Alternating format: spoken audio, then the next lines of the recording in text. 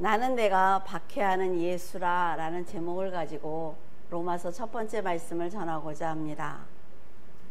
사울이라는 이름은 히브리인들의 본명이에요. 그리고 바울은 로마에서 사용하는 이름입니다. 그러니까 사울은 나쁜 사람이고 바울은 좋은 사람이고 그렇지 않아요? 근데 설교 중에 사울과 바울을 계속해서 말씀드릴 거예요. 그런데 회심하기 전에는 사울로 하고 회심하고 난 다음엔 바울로 하겠습니다. 이 로마서는 바울의 올바른 신앙이 담겨져 있습니다. 그래서 당대는 물론 후손들까지 진리의 길로 인도한 아주 귀한 서신서입니다. 그래서 로마서 강해를 하는 것을 굉장히 어려워해요, 목사님들이. 왜냐하면 율법과 진리에 대해서 얘기를 할 때 성도들이 기본적인 신앙이 없으면 알아듣기가 쉽지 않습니다. 그래서 목사님들이 로마서 설교를 잘 하지 않아요. 근데 우리는 한번 해보고자 합니다. 사도 바울처럼 복음을 올바로 이해한 사람들이 전하는 말씀은 결국 예수 그리스도의 말씀을 가감없이 전하는 것이기 때문에 구원하는 힘이 있습니다. 그래서 여러분들이 나가서 예수 그리스도의 진리의 말씀을 그대로 전하면 그 사람이 구원받을 수 있는 아주 놀라운 기적이 일어난다는 거죠. 예수님은 요한복음 6장 63절에 살리는 것은 영이니 육은 무익하니라. 내가 너희에게 이른 말이 영이요 생명이라고 말씀을 하시면서 자신은 영을 살리기 위해서 이 세상에 왔다라고 분명하게 말씀을 하셨어요. 그리고 마가복음 13장 31절에 천지는 없어지겠으나 내 말은 없어지지 않을 거야 라고 말씀을 하셨죠. 예수님은 영을 살리기 위해서 오셨다고 확실하게 말씀을 하셨어요. 육은 무익하다 라고 말씀을 하셨지만 사람들은 여전히 육을 살리기 위해서 세상을 살아가고 있습니다. 영의 충만함은 삶에 전혀 도움이 되지 않는다는 생각을 하죠. 자, 우리 스스로를 한번 생각해 보자고요. 내가 지금 돈이 없어요. 그래서 자식이 아픈데 병원을 못 데려가. 그리고 악한 강도를 내가 지금 만났어요. 그래서 위협을 당하고 있어요. 돈이 없어서 내 자식이 굶고 있어요. 그런데 육은 무익하니까 영을 위해서 살아야 돼. 이렇게 되느냐는 거죠. 내가 영적으로 성결해도 내가 사는 삶에 도움이 되지 않는다는 생각을 하는 거예요, 사람들이. 그래서 예수님이 육은 무익하다라는 말씀대로 살아내지 않습니다. 일단 기본적인 건 먹고 마셔야지 라는 생각을 가지고 있단 말이죠. 세상에서 가난한 것은 하나님께 복을 받지 못한 거야 라는 생각을 하기 때문에 내가 지금 못 살고 가난하면 다른 사람들에게 전도조차 하지 못하는 거예요. 하지만 예수님이 세상에서 우선순위라고 우리는 말을 합니다. 천지는 없어져도 예수님의 말씀은 영원히 없어지지 않는 것이 정말로 사실이라면 말씀을 우선순위에 둬야만 합니다. 그러면 세상을 의지하는 우리들의 육은 자연스럽게 영의 지배를 받게 됩니다. 영은 또한 하나님의 지배를 받죠. 그래서 내가 충만할 때 내 육을 이길 힘이 생기는 거예요. 그래서 아무리 어려워도 하나님 앞에 기도할 수 있고 하나님께서는 우리들의 기도를 듣고 그 삶을 다시 세워주시는 놀라운 기적이 일어나는 것입니다. 바울은 육의 지배를 받고 산 사람이지만 회심한 후에 성령께 의지하면서 살았어요. 성령께 의지하자 철저히 자신을 낮추고 예수님을 주인으로 섬기는 겸손함을 보였습니다. 이것이 무익한 육을 버리고 말씀으로 영을 살리는 성도들의 모습이라 말이죠. 그는 지금까지 마음껏 누렸던 세상의 권세를 모두 다 버렸습니다. 자신을 핍박하고 조롱하던 예수를 위해서 목숨을 드린다는 것은 결코 쉬운 일이 아닙니다. 우리는 날마다 죽을까 봐 걱정하지요. 누구한테 핍박을 당할까 봐 염려하지 않습니까? 바울을 로마로 압송하던 천부장이 바울에게 이렇게 자랑을 합니다. 나는 돈을 주고 로마 시민권을 샀어. 왜? 그때 로마 시민권이라는 것은 그 사람이 어떤 존재인지 그냥 가서 나 로마 시민권 있습니다 라고 말하는 자체로 인정을 받는단 말이죠. 그렇다면 지금 바울은 태어날 때부터 로마 시민권을 가지고 있는 거예요. 그러면 그는 특정한 권리와 보장을 누리고 살았다라는 것을 우리가 알 수가 있습니다. 그런 바울이 예수님을 위해서 자기의 특혜를 모두 다 버리는 거예요. 육을 위해서 살아온 사람이 이런 결단을 한순간에 한다는 것은 결코 쉬운 일이 아닙니다. 그럼에도 바울은 예수 그리스도를 따르는 종이 되겠다는 일념으로 자신에게 주어진 모든 특혜를 복음을 위해서 버렸고, 또한 그 특혜를 적절하게 복음을 위해서 사용하는 것을 볼 수가 있습니다.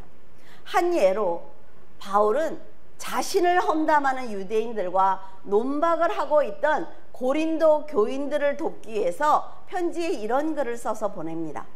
그들이 히브리인이냐? 나도 그래. 그들이 이스라엘이냐? 나도 그래. 그들이 아브라함의 후손이야? 나도 그래. 라고 얘기하는 거예요. 자, 그 유대인들이 지금 바울이 온전한 그리스도인이 아니다라고 지금 얘기하고 있어요.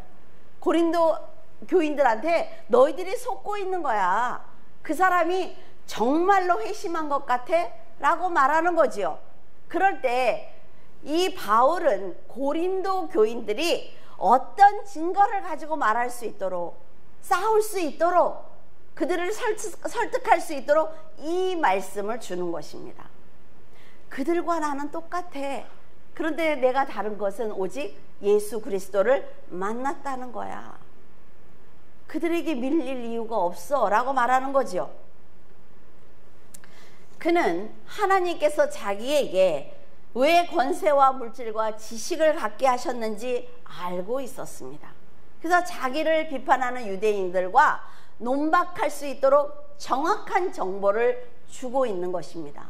자, 여러분들이 나가서 세상 사람들하고 복음을 위해서 얘기를 해요. 네가 무슨 그렇게 작은 교회 다니면서 뭐를 알겠어? 그 사람이 얘기를 할 때 여러분들에게 제가 이렇게 말씀을 전하면서 논박할 수 있는 정보를 주는 거예요.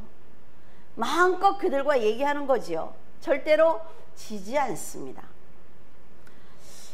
그는 유대인의 정체성을 버린 것이 아니라 그리스도인으로 거듭난 것입니다. 이건 굉장히 중요한 얘기예요. 유대인으로 태어나서 율법을 배웠습니다. 그리스도를 만나서 율법이 죄를 깨닫는데 반드시 필요하구나 라는 것을 알고 그리스도인의 삶을 살기 시작한 거예요.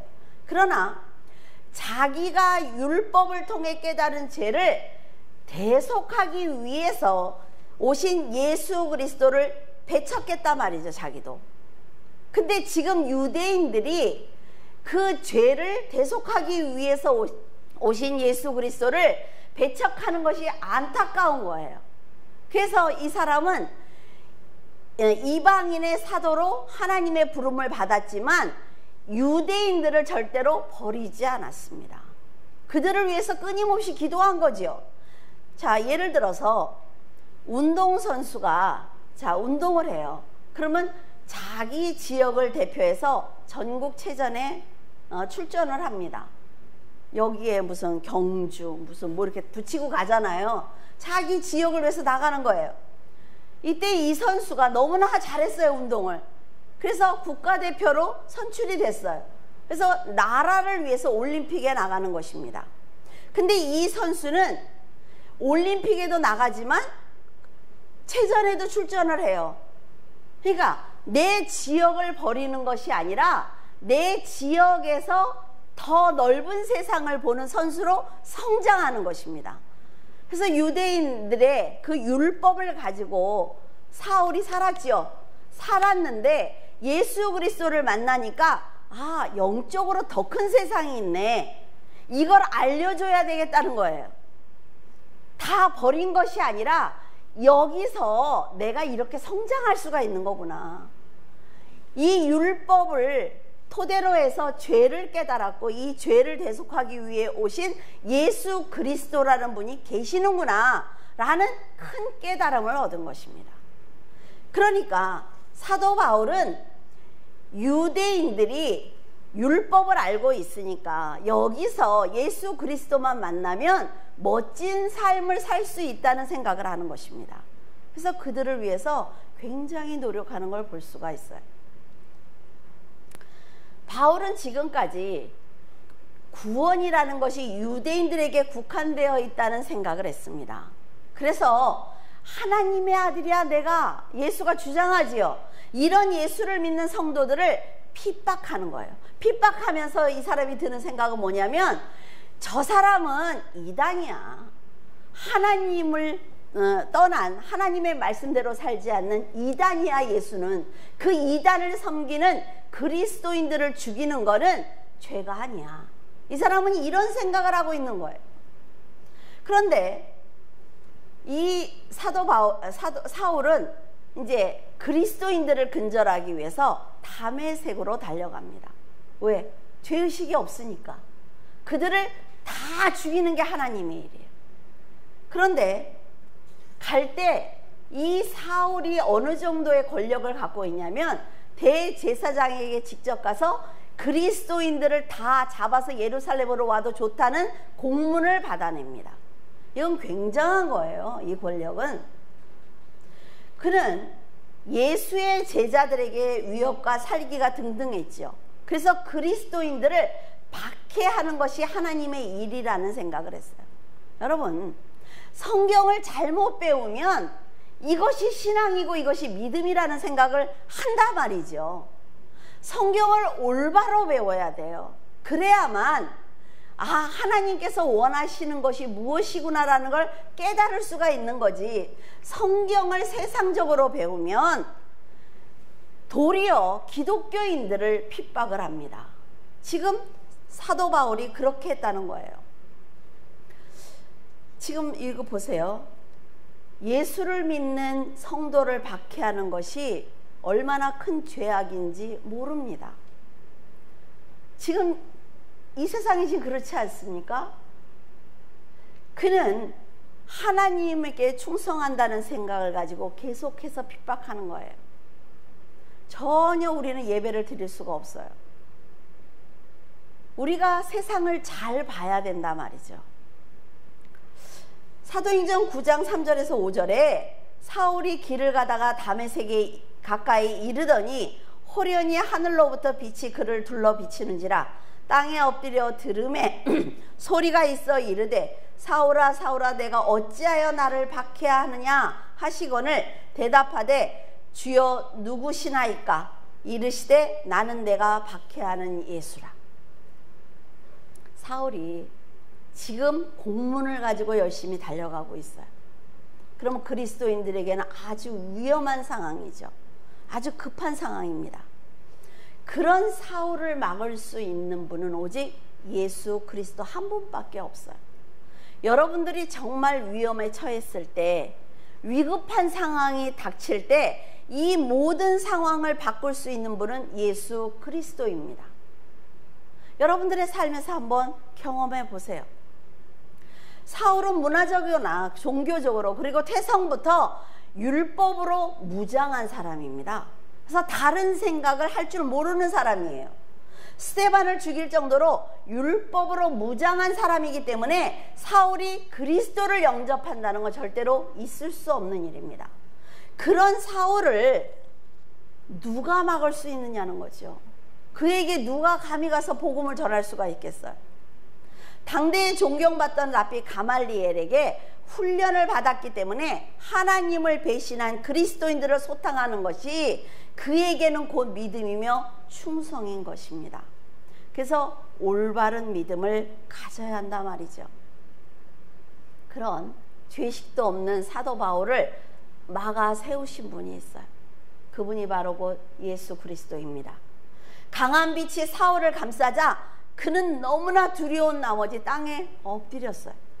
그때 하늘에서 소리가 들렸는데 사울아 사울아 네가 어찌하여 나를 박해하느냐 하는 아주 안타까워하는 예수님의 음성이었습니다. 사울은 예수 그리스도께서 살아계신 분이라는 걸 절대로 믿지 않았습니다. 그래서 성도를 핍박한 거지요. 그런데 지금 하늘에서 음성이 들리는 것입니다. 이 사람이 눈이 멀 정도로 빛이 내리쬐는 거예요. 얼마나 두려웠을까요? 사울이 놀라며 누구냐고 묻자 나는 네가 핍박하고 있는 예수야 라고 정확하게 말씀을 하십니다. 이런 분이 있어요. 나는 듣지 못했는데요. 사울이 들었지 저는 못 들었어요.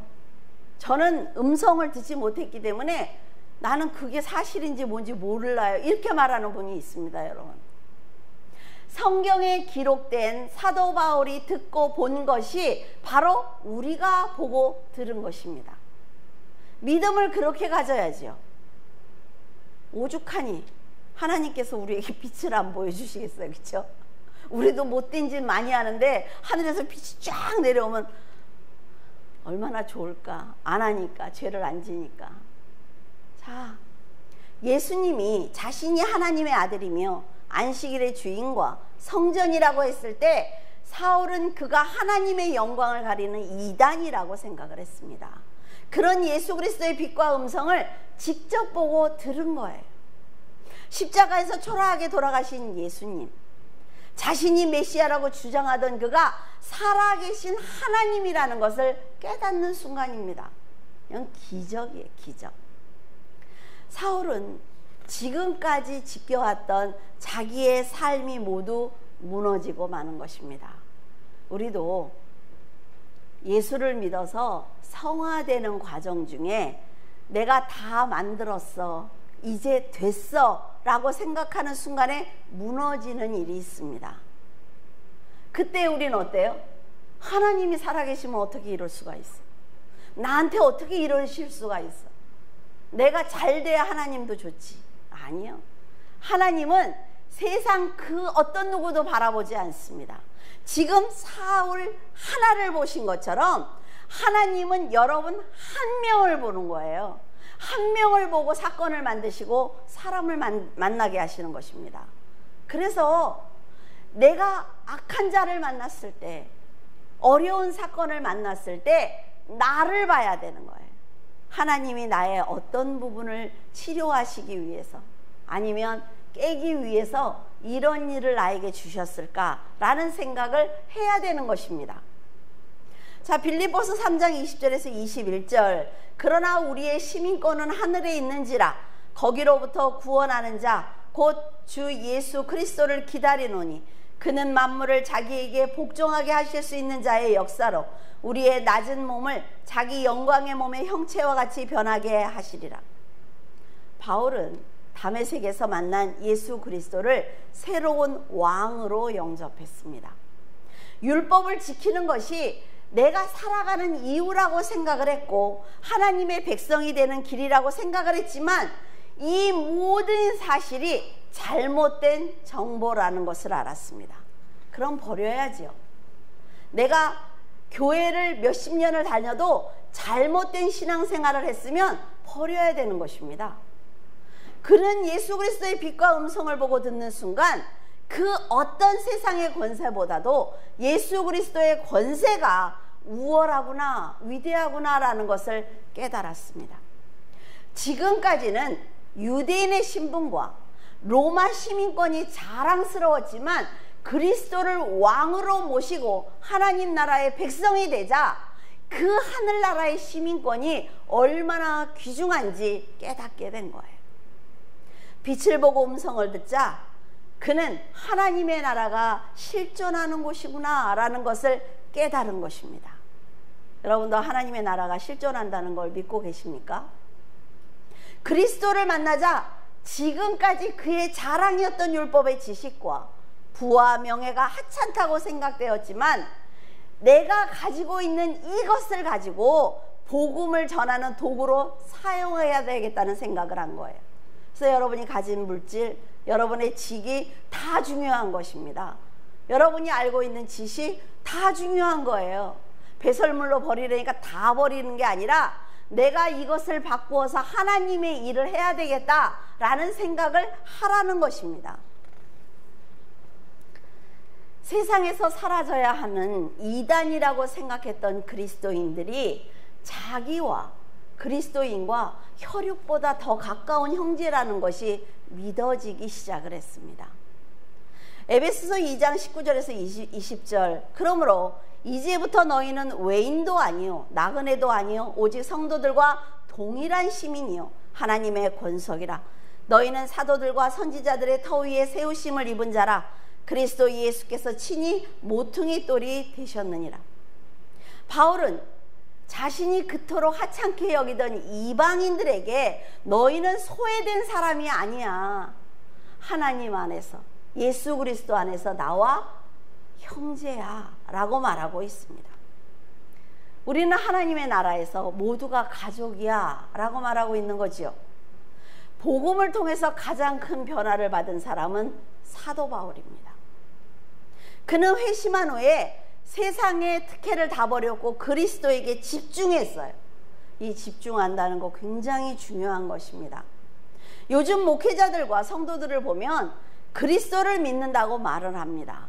그러나 그의 삶은 그리스도보다는 세상을 위해서 살아가고 있어요.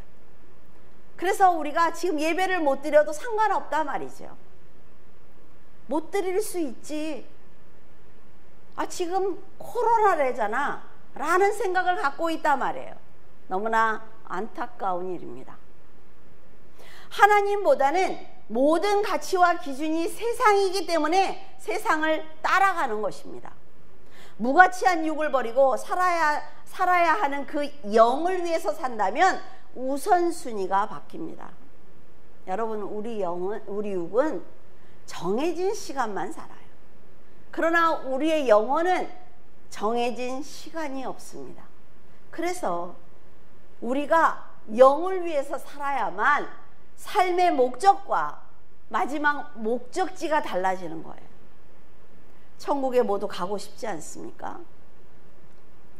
사도행전 9장 26절에서 27절 사울이 예루살렘에 가서 제자들을 사귀고자 하나 다 두려워하여 그가 제자됨을 믿지 아니하니 바나바가 데리고 사도들에게 가서 그가 길에서 어떻게 주를 보았는지와 주께서 그에게 말씀하신 일과 다메섹에서 그가 어떻게 예수님의 이름을 담대히 말하였는지를 전하니라. 바울은 예루살렘으로 3년 만에 돌아왔습니다. 그리고 15일 동안 체류를 하면서 많은 제자들을 만나기를 원했어요. 성도들을 만나서 그들에게 자기가 만난 예수님을 전하고 싶었습니다. 그러나 우리가 갈라디아서 1장 18절에 보면 그 후 3년 만에 내가 게바를 방문하려고 예루살렘에 올라가서 그와 함께 15일을 머무는 동안 주의 형제 야고보 외에는 다른 사도들을 만나지 못했다라고 말하고 있습니다. 예루살렘 교회 성도들이 바울이 회심했다는 것을 믿지 않는 것입니다. 의심이 들지요. 사람들이 바울을 피한 것이 이해가 되지 않습니까? 그리스도인과 스데반을 죽였던 사람이에요. 지금 그리스도인들을 다 잡아서 예루살렘으로 데려오면 다 죽이는 것입니다. 이런 사람이 갑자기 회심을 했대요. 그리고 자기가 사도라는 거예요. 누가 믿겠어요? 그렇죠? 그 사람이 막 더 적극적으로 내가 사도야, 내가 예수를 만나서 그러면 더 의심이 들 것 같아. 이렇게 서서히 사도들이 만나면서 그래 인정했어 이게 아니라 갑자기 와서 내가 회심했다고 얘기를 하는 것입니다. 대제사장의 고문을 받을 정도로 핍박자들의 신뢰를 받고 있는 사람입니다. 그 사람을 어떻게 믿겠어요? 이때 바울이 예루살렘 교회 성도들과 교제할 수 있도록 그를 보증해 준 사람이 바로 바나바입니다. 대단한 사람이에요. 바나바는 성령과 믿음이 충만한 성도였습니다. 구제와 말씀을 전파하는데 아주 열정적인 믿음을 가진 사람이었어요. 그래서 예루살렘 모든 성도들이 그를 존경하고 있었죠. 그런 사람이 지금 바울이 의심을 받고 있는 이 상황에서 바울을 데리고 지도자들에게 소개를 해줍니다. 그리고 교회 일꾼으로 일할 수 있도록 도와주고 있어요. 아마도 바나바가 없었다면 바울은 교회 중심부에 들어오는데 굉장히 오랜 시간이 걸렸을 것입니다. 바나바의 도움으로 바울은 소아시아를 비롯한 지중해 연안의 수많은 나라와 민족들에게 복음을 전할 수가 있었고 교회를 개척할 수가 있었습니다. 전승에 의하면 바나바를 예수님의 제자 70인의 제자 중에 한 명이다 이렇게 보고 있어요. 그는 십자가 곁에서 예수님의 죽음을 목도했겠죠. 그리고 구브로 교회의 설립자입니다. 구브로가 어디 있는지 아시죠? 에베소 그 아래쪽으로 보면 구브로가 있어요. 섬이. 훗날 구브로 살라미스에서 순교한 것으로 보고 있습니다. 자신을 낮추면서 바울을 높여준 것입니다. 이것은 내 자신을 버리지 않으면 절대로 하기 힘든 일입니다. 바울이 예수 그리스도의 말씀대로 이방인의 사도로 일할 수 있도록 초석을 마련해 준 것입니다. 왜? 하나님이 택했다잖아요. 그렇죠? 하나님이 불렀대잖아요. 택정함을 입었대요. 그리고 그 빛과 음성을 들은 것이 사실이라 말이죠. 그러면 도와야죠. 이렇게 신앙으로 앞선 바나바가 주님을 영접한 바울을 세워주기 위해서 노력하는 그 모습이 바로 하나님이 우리들에게 원하는 성도의 모습입니다. 아니야, 나는 이 교회 장로인데, 나는 이 교회 권사야, 어디 평신도가?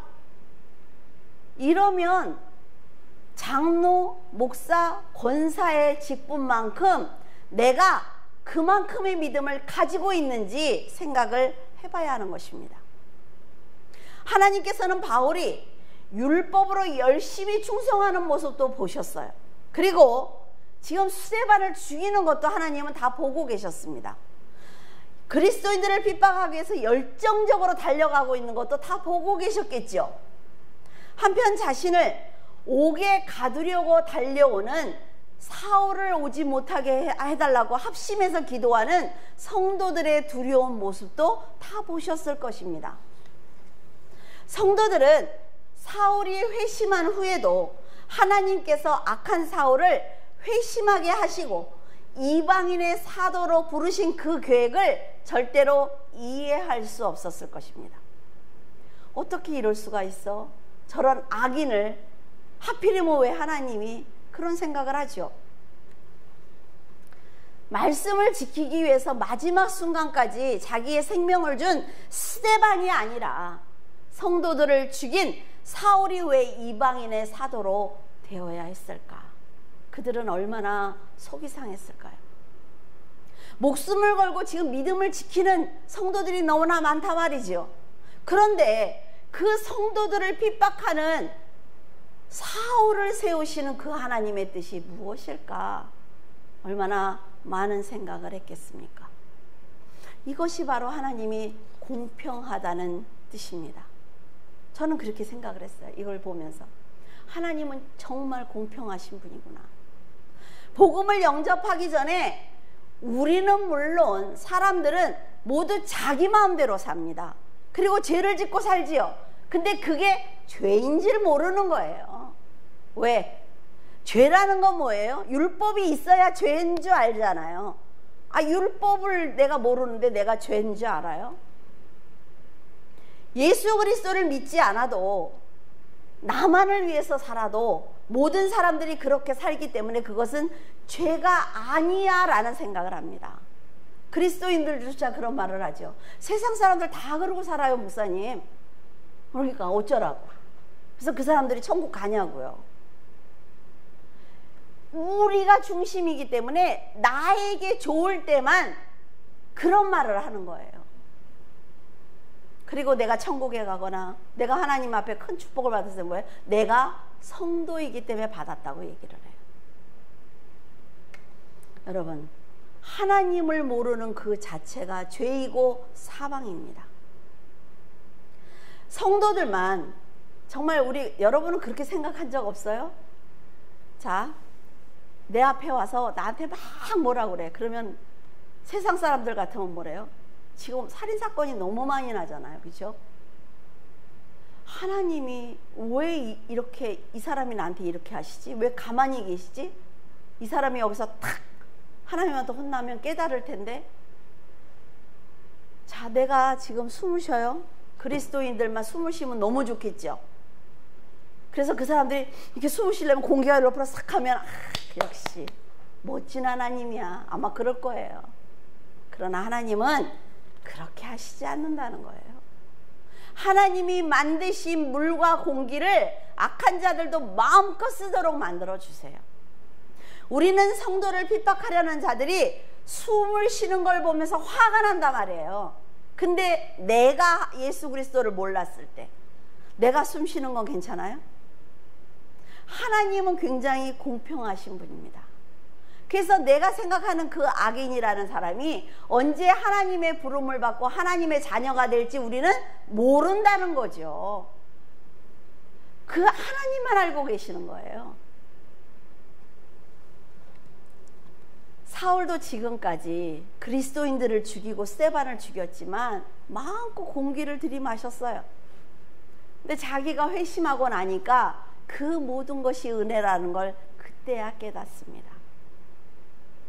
여러분, 하나님은 우리는 한치 앞을 몰라서 이렇게 울고불고 하지만 하나님은 내 마지막까지 다 알고 계신다는 거죠. 제가 민철이가 몇 살이죠? 지금 듣고 깜짝 놀라겠네 또. 민철이가 5학년 때인가 하나님께 기도하는데 하나님이 그러셨어요. 민철이는 외국에 나갈 거야. 외국에 나가서 얘는 들어오지 않을 거야 라는 말씀을 하셨어요. 그때 너무 밥 먹을 것도 없는 상황이기 때문에 다들 웃었죠. 아니 제가 어떻게 외국을 나가? 근데 지금 30년이 넘게 지나고 난 다음에 어때요? 그게 현실이 됐죠. 지금 여러분에게 이 얘기를 하는 이유는 뭐냐면 하나님은 우리의 앞날을 역사하시고 설계하시고 도와주시고 성취하는 분이라는 거예요. 그런 하나님이면 믿을만 하지 않습니까? 제가 30몇 년 전에 그 응답을 받아서 그게 열매로 맺어졌다니까요. 그러면 아유 목사님이니까 기도해서 그랬나 보지. 여러분도 아 하나님이 그런 분이야? 라고 기도하시면 된다는 거예요. 하나님을 의지하면 된다는 거죠. 사도 바울이 하나님께 회심하고 돌이켜서 소명을 딱 받고 나니까 아 내가 율법을 그렇게 열심히 했던 그 이유가 내가 유대인들을 상대로 해서 그렇게 친밀하게 하면서 그들의 속성을 알았던 이유가 이거였구나. 유대인들을 만나서 자세히 그들이 원하는 걸 전해줄 수 있도록 하나님이 이 시간을 나에게 허락하셨구나. 하나님은 내 모든 앞날을 보고 계시는 분이네라는 걸 깨달았다는 거예요. 그래서 그는 목숨을 다해서 하나님을 섬길 때 두려워하지 않았습니다. 여러분, 하나님이 성도들에게 주는 선물은 구원입니다. 구원 한 가지예요. 억울하죠? 이 세상에 그렇게 많은 게 있는데 아니 딱 구원 하나? 구원이에요. 그래서 하나님이 그 구원을 위해서 여러분들에게 먹고 살 수 있게 하시는 거고 일할 수 있게 하시는 거고 하나님이 여러분들에게 맡기는 것조차도 구원 때문입니다. 스데반은 죽어가면서 두 팔을 벌리면서 자기를 기다리고 있는 예수 그리스도를 만났지요. 구원받았어요. 핍박받은 그리스도인들은 영원한 천국에 들어가는 복을 받았습니다. 이 한정된 이 육의 이 생명을 이것 때문에 하나님을 멀리한다는 것. 바울을 부르셔서 복음을 지혜롭게 전하게 하셨고 수많은 고난을 당하면서도 감사할 수 있는 마음을 주셨습니다. 바울이 믿음으로 일할 수 있도록 그에게 은사를 부어주셨어요. 왜요? 구원 때문에. 바나바처럼 준비된 귀한 성도를 만나게 하셨어요. 왜요? 구원 때문에. 이 모든 사건들이 다 구원 때문에 하시는 거예요. 그래서 내가 구원을 목표로 해서 믿음으로 살아가면 내 삶의 모든 환경과 만나는 사람은 하나님께서 해주십니다. 여러분이 믿음으로 올바로 살기만 하면. 사람들은 악한 자들이 은혜를 입으면 공평하지 못하다고 생각을 하지요. 그래서 우리가 하나님의 은혜를 받을, 하늘의 은혜를 받을 자격이 있는지 한번 생각해 보면 하나님과 사도 바울을 존경할 수가 있습니다. 굉장히 멋진 사람이잖아요. 하나님께서는 죄 때문에 사망에 빠진 우리를 부르셔서 그 누군가의 부모가 되게 하셨어요. 그리고 살아가는데 어려움이 없도록 물질과 모든 능력을 맡겨주셨습니다. 자격이 있으십니까? 여러분의 입으로 그 누군가가 구원을 받을 수 있도록 여러분에게 믿음을 주셨단 말이에요. 그 보이지도 않는 그 믿음, 그 보이지도 않는 그 능력과 은사를 여러분에게 주셨단 말이죠. 여러분, 우리는 영생의 복을 받았습니다. 시간이 없는 복이에요. 영원한 복이죠. 사도 바울의 구원을 불평하기 전에 내 자신을 돌아봐야만 합니다. 바나바는 사도 바울을 사람들이 위협을 하니까 다소로 보냈습니다. 그는 그곳에서 14년을 머무르면서 기도합니다.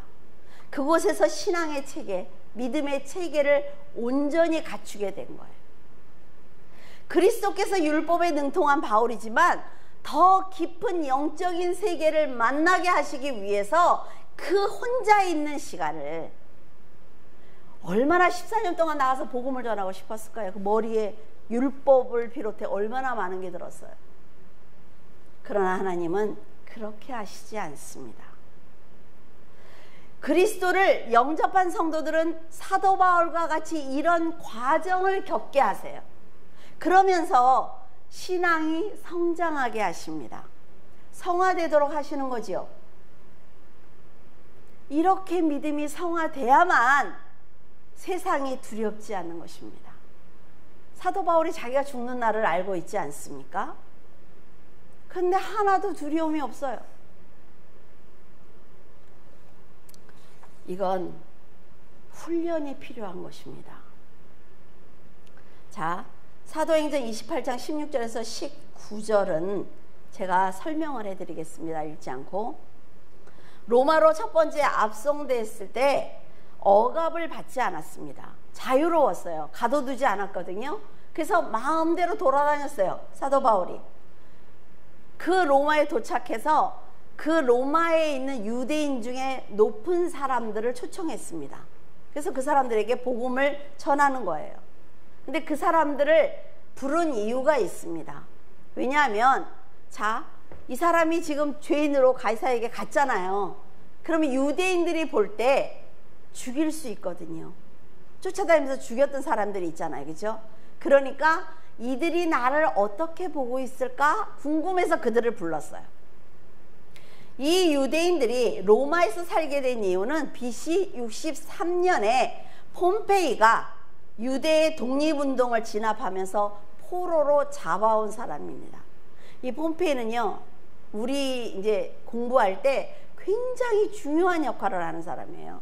이 폼페이는. 그래서 꼭 기억을 해 놓으세요. 근데 그 사람들이 하는 말이 뭐라냐면, 나는 너에 대해서 들은 적이 없어. 나는 사도 바울이 누군지도 몰라. 들은 적이 없어. 우리 로마에 사는 사람들은. 너희들이 믿는 기독교가 가는 곳곳마다 반대를 받고 있다는 거는 나는 알고 있어. 이렇게 얘기를 합니다. 그러니까 사도 바울이 안심하고 그들에게 복음을 전하기 시작을 하는 거죠. 그는 로마에서 에베소서, 빌립보서, 골로새서, 빌레몬서를 써서 보냅니다. 바울은 석방이 되니까 에베소를 거쳐서 골로새로 갑니다. 그리고 마게도냐까지 여행을 하지요. 지도 보내드린 거 다 보셨죠? 어딘지 자세히 보시라고 보내드렸어요. 그의 목표는 어디냐면 스페인입니다. 스페인에 가서 전도하고 싶었어요. 그런데 가지 못해서 결국 그레데를 방문해서 거기에 디도를 남겨두고 디모데 전서와 디도서를 썼습니다. 이건 알죠? 뭔지. 디도서 했으니까. 바울이 두 번째로 체포가 돼서 로마로 압송이 됩니다. 그때는 아주 외진 곳에 결박돼서 굉장히 고통을 당해요. 왜냐하면 죽일 사람이니까.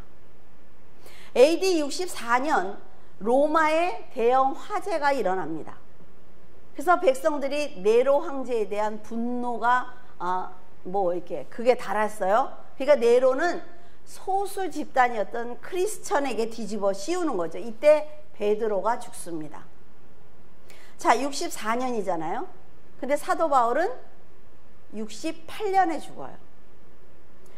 그래서 로마서를 쓴 10년 후에 사도 바울이 처형을 당합니다. 이때 초대교회 성도들은 모두가 죽음으로 대가를 치러야만 했습니다. 얼마나 두려웠을까요? 바울은 광대하고 강력한 로마 제국의 복음을 전하기를 간절히 원했습니다. 근데 로마에서 옥에 갇혀 있었기 때문에 쉽지 않은 거지요. 로마 자체는 제우스와 그 이방 신들을 믿는 아주 우상덩어리였습니다. 그곳에서 예수 그리스도를 전한다는 건 결코 쉽지 않아요. 사도 바울이 한 행적을 보면 이런 상황에서도 복음을 전한단 말이죠. 바울은 네로의 손에 처참하게 죽어가면서도 후회하지 않았을 것입니다. 사망에 빠진 자신을 살려주신 예수 그리스도를 만났기 때문이에요. 우리는 어떨까요? 여러분, 막 무슨 핍박이 온다 어쩐다 그러면 뭐 순교할 것 같지요? 순교는 아무나 하는 게 아닙니다. 하나님이 그렇게 순교 안 시켜요. 걱정하지 말고 복음을 마음껏 전해도 돼요. 비록 네로의 차명으로 육의 눈을 감지만 영의 눈을 탁 뜨는 순간 예수 그리스도가 앞에 서 계실 거란 말이죠.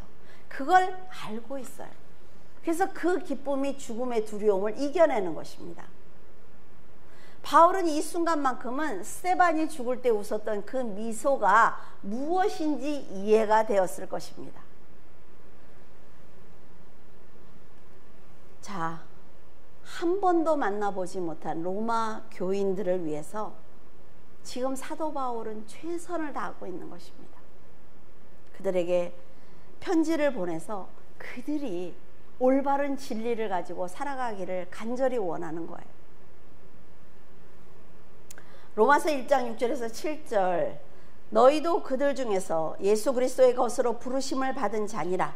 로마에서 하나님의 사랑하심을 받고 성도로 부르심을 받은 모든 자에게 하나님 우리 아버지와 주 예수 그리스도로부터 은혜와 평강이 있기를 원하노라. 사도 바울은 내가 예수 그리스도를 직접 만났으니까 나만 이런 말을 절대로 하지 않습니다. 그 누구라 할지라도 예수 그리스도가 피 흘려서 사신 백성이야. 그러니까 너는 하늘의 시민권을 가지고 있어. 얼마나 존귀한 존재인지 네가 알았으면 좋겠어 라고 말하는 사람입니다. 이 사람은 자신은 구원받을 자격과 용서받을 자격이 없지만 하나님의 사랑과 그리스도의 희생으로 성도가 되었다는 것을 알고 있습니다. 이게 첫 번째예요. 여러분도 기도할 때 그런 생각 하십니까? 나 같은 사람이 어떻게 하나님이 나를 부르셨을까? 그런 생각 안 하세요? 나만 하나? 어떻게? 하나님이 나를 안 불렀으면 내가 어떻게 살았을까? 이런 생각을 저는 가끔 하거든요.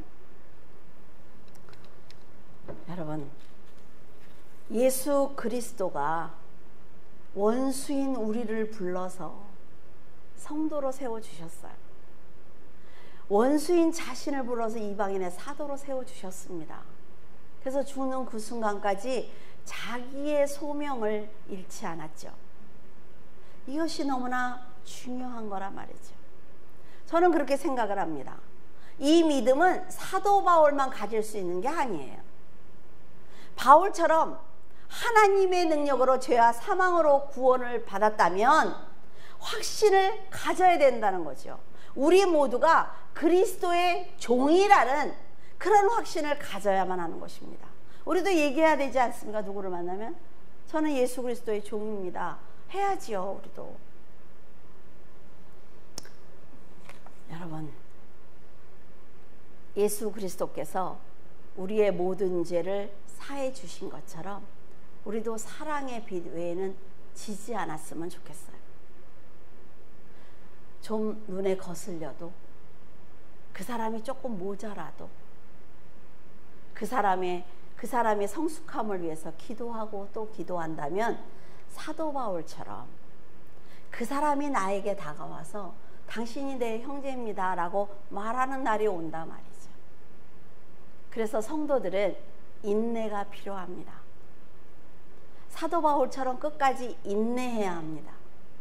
그러면 하나님께서는 우리들의 연약함을 채워주시고 그 사람과 내가 대등한 관계로 하나님의 자녀로 살아갈 수 있도록 축복을 주시는 거예요. 우리가 거저받은 그 은혜를 사도 바울처럼 목숨으로 갚지는 못할지라도 복음을 전하는 그런 믿음을 보여드리기를 바랍니다. 기도하겠습니다. 하나님 아버지, 은혜를 감사를 드립니다. 아버지 하나님께서 왜 사도 바울을 선택하셨는지, 그렇게 악한 자리에 있는 자, 살인한 자, 모든 사람들을 핍박하는 자, 그런 악인을 왜 선택하셨는지 아버지, 로마서를 보면서 깨닫습니다. 한번 마음을 돌렸을 때 진리의 길로만 걸어가는 그의 모습을 볼 때 과연 우리들은 어떻게 살았는지 돌아보게 됩니다. 늘 우리들에게 음성을 들려주십니다. 늘 우리들에게 진리의 길로 가라고 빛을 보여주십니다. 그러나 우리는 우리의 영의 눈을 감고 보지 못했다고, 듣지 못했다고 날마다 불평하고 있습니다. 하나님, 세상은 점점 하나님 앞에 무릎 꿇어 기도하는 시간들을 빼앗아가고 있습니다. 그러나 성도들이 인내하며 오직 아버지만을 찾는 귀한 성도들의 삶이 되기를 원합니다.